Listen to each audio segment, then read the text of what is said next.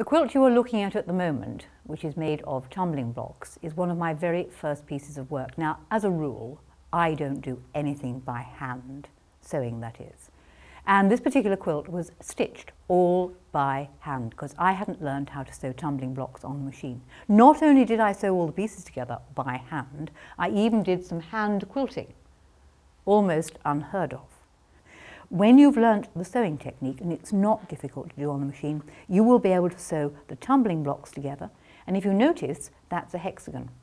Once you've learnt to sew hexagons together, you can do absolutely anything. And there's no reason why you can't piece tumbling blocks together and come up with a design that looks like this.